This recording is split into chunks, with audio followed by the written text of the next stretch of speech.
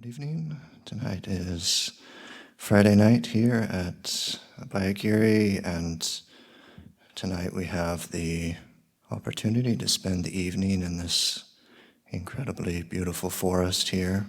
And this place is a incredibly quiet and peaceful forest, and it's very different than so many places in the world. Most of the places where many of us have come from are not like this. So this is an incredibly special opportunity for us to practice meditation here in this very quiet place. And sometimes I like to reflect on the people who live outside of the monastery, who live in more urban areas, and live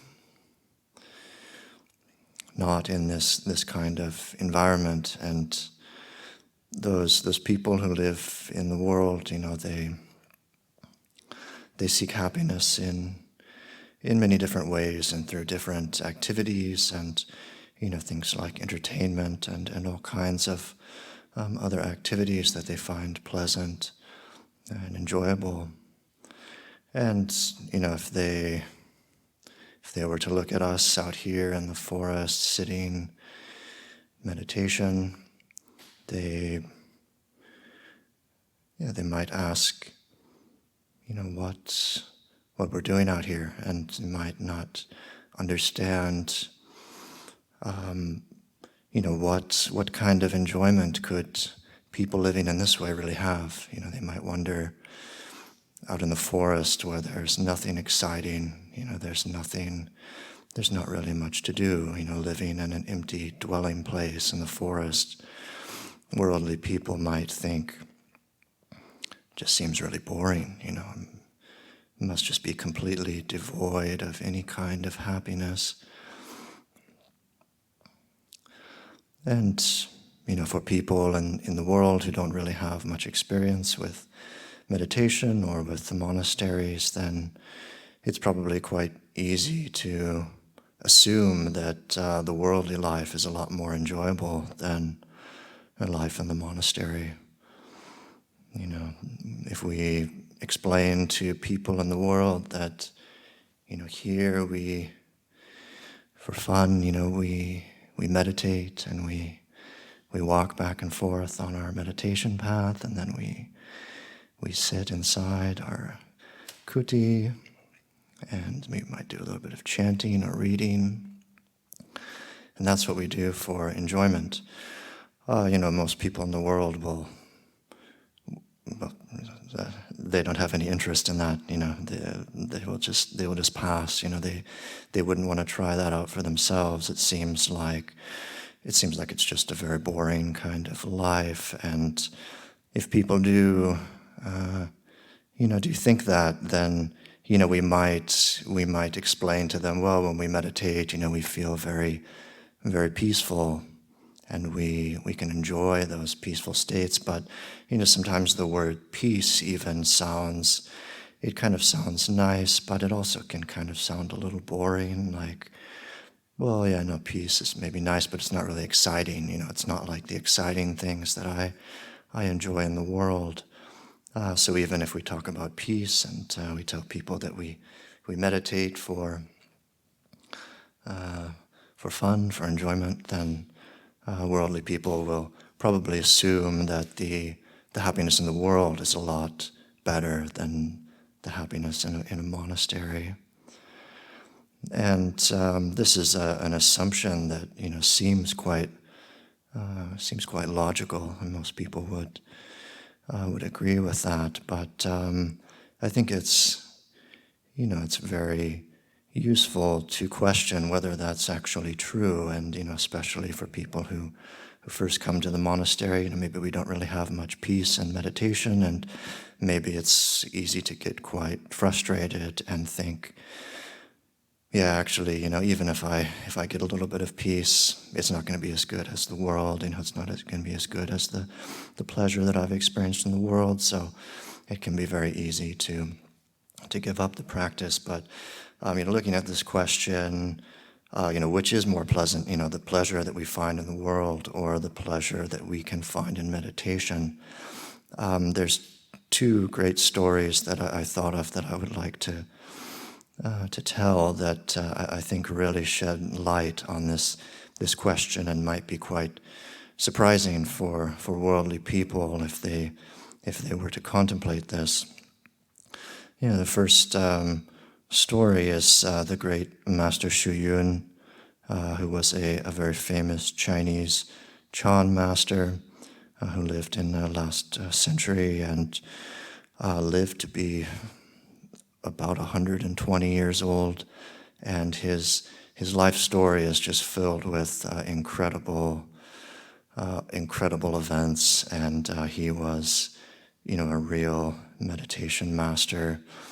And there's one particular story from his life that, is quite wonderful. He, after he had been a monk for many years, and he was a teacher, respected teacher in China, and then he traveled to Thailand to give some teachings there, and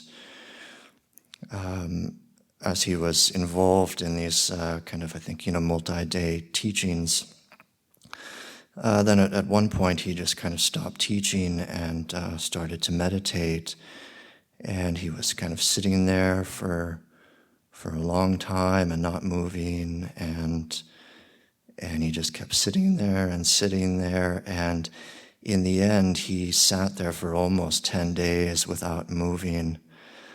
And when he finally came out of his meditation, then it caused quite a stir. In Thailand, a Buddhist country, people have a lot of faith in good monks and good practitioners, and it was just so kind of remarkable that the word spread to the king of Thailand, and he invited Master Xu Yun to go and teach at the palace and requested to become his student. And this is really quite a wonderful story about the power of meditation, because we can ask ourselves, what is it that he found in his meditation that allowed him to sit without moving for 10 days, almost 10 days?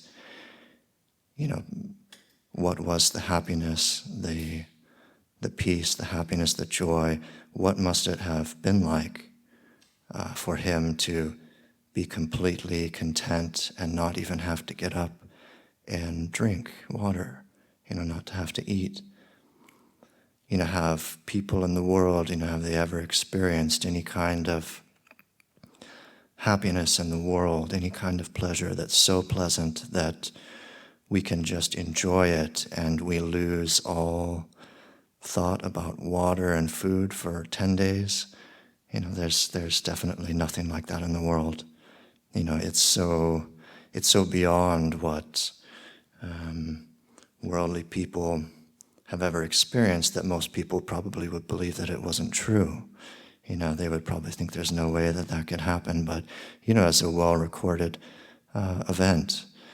And I think this is just a very inspiring, really wonderful story about the happiness of meditation, that it must be so pleasant when we reach that level. The potential for happiness in meditation is so great that one can completely lose interest in the world, and that's not something that can happen through sensuality. We might be able to lose interest in the world for a minute or 2 minutes or an hour or something, but days, up to 10 days, that's just not possible. So considering that, it's very clear that, the happiness that he experienced in meditation, it's greater than the happiness of the world. And there's a great story that I thought of from the life story of Ajahn Sudhiro, who's a great teacher in our tradition. from Thailand, and his autobiography is also just an incredible book, filled with so many incredible stories about his meditation and his different experiences. And there's just one story that I remember. One day he was just having the meal with the other monks, and they're just sitting there and just doing a very mundane activity that they do every day. Most people would just kind of find it pretty plain activity. And as he ate, then he was meditating, he was contemplating the body. And, during his contemplation, his meditation as he ate, then he had such a profound meditative experience and was filled with such extreme bliss and joy that the tears just started to fall from his eyes, and he didn't want to make a scene, and he didn't want anybody else to notice, so he just quickly got up and left without finishing his meal, and he went to a nearby cabin and just went and sat down in this cabin and then just started sobbing, for quite a while. And the tears that he was crying, they weren't tears of sadness, they were tears of incredible joy, tears of happiness.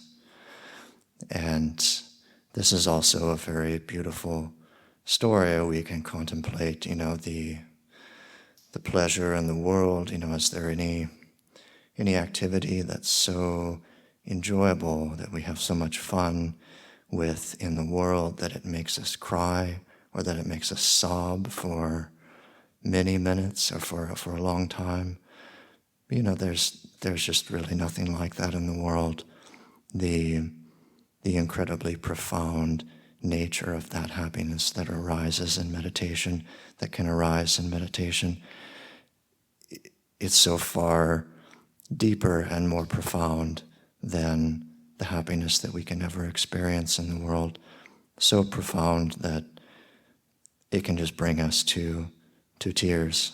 And I think these are a few really wonderful stories to contemplate. If we think about the happiness that people enjoy in the world, the Buddha gave a great simile. He said that the happiness of the world is like a delicious drink that has poison in it. And there's pleasure there when we drink that drink, but there's far more pain that arises from that experience. So contemplating the reality of the happiness that we can experience in the world. It's not to say that there isn't any happiness in the world or there isn't pleasure in the world. There's certainly a lot of pleasure. There's a lot of happiness that we can find, but it always there are always strings attached to the happiness that we can enjoy in the world, and it always brings suffering. When we lose it, or when we can't quite get it as much as we want, or when we become bored with the objects of our desire. So contemplating the pleasure of the world, we can consider things like various entertainments and things like social media and the things that we like to enjoy, and we might think that they're really pleasant and they're really worth it. They bring me a lot of happiness. But if we've ever spent a long period of time doing these things, if we try to just watch entertainment or use social media all day, for 8 hours or 10 hours without stopping, then how do we feel at the end of that?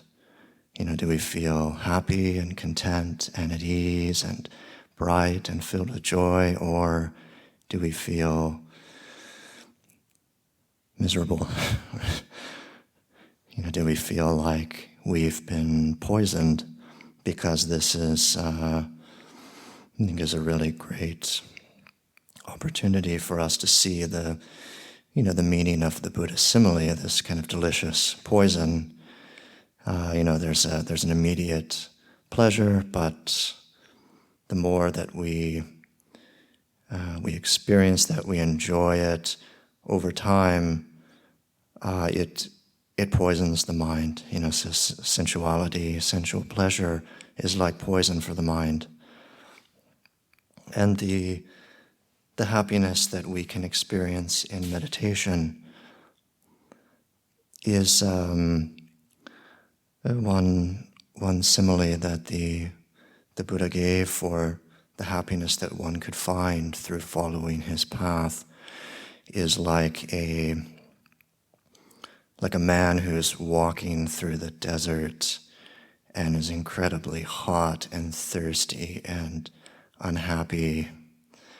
And after a long period of time, he were to find a large, clear lake, filled with cool, clean water, and he were to jump into it and drink the water and refresh his body with the water, and then coming out of the water, he would sit on the bank of the lake, completely content.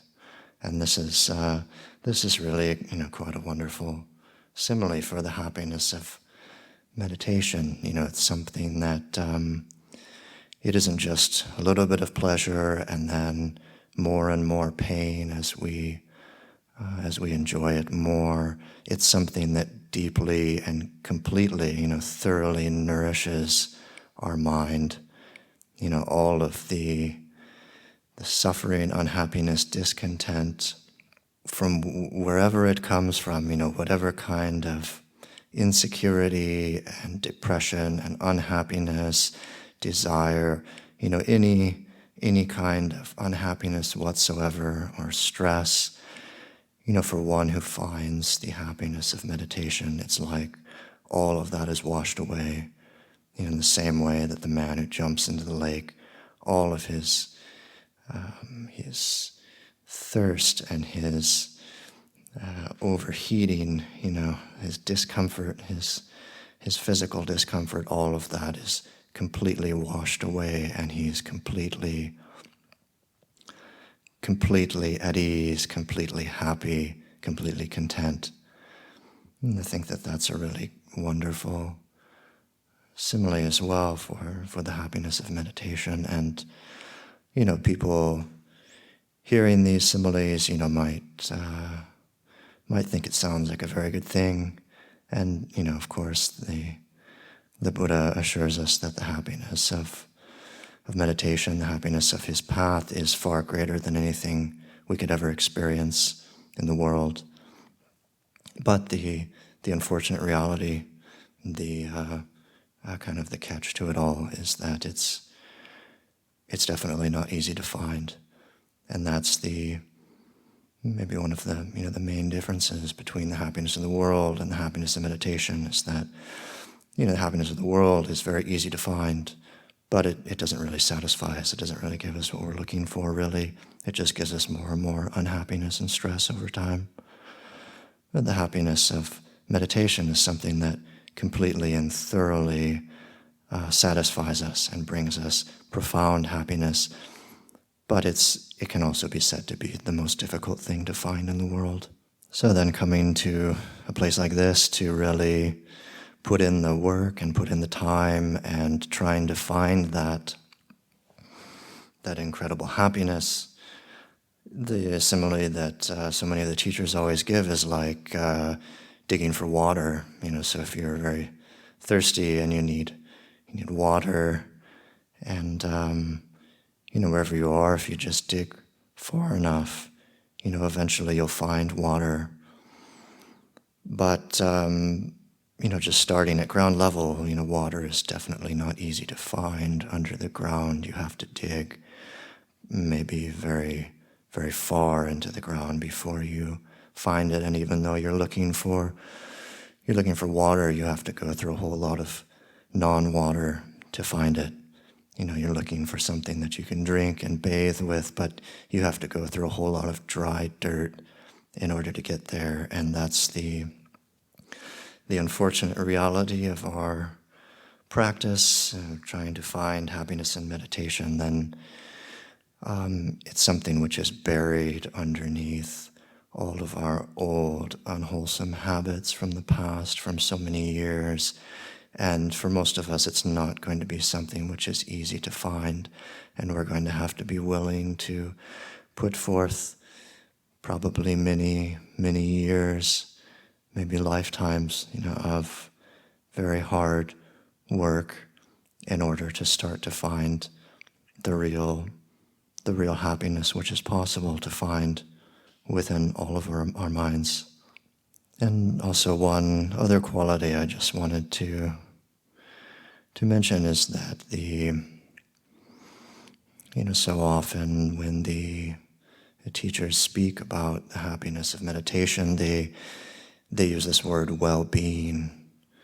And I think that this is also a very, very big difference between the happiness of the world and the happiness of meditation, is that the happiness of meditation, it has the potential to bring incredible well-being to the mind.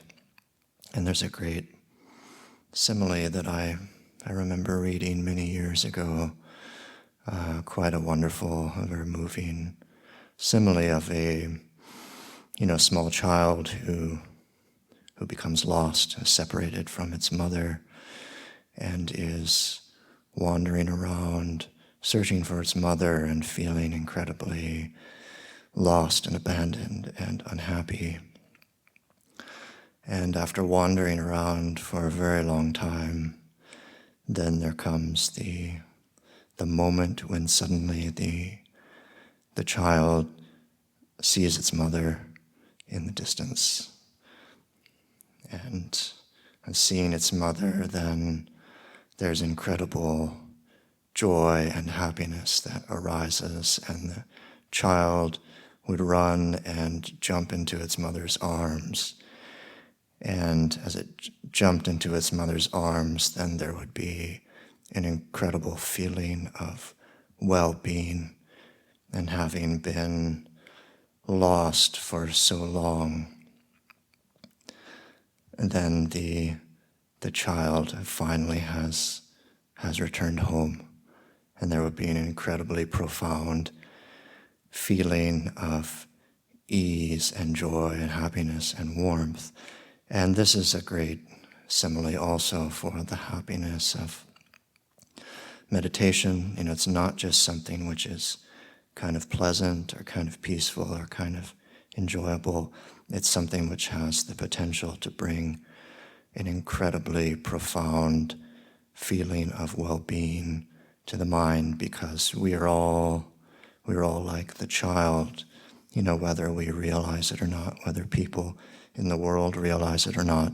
We're all like a child who is lost, and having spent our whole life in very dark states of mind, very stressful states of unhappiness, perhaps we've completely forgotten that we even had a home. Perhaps we've forgotten that there was anything other than this.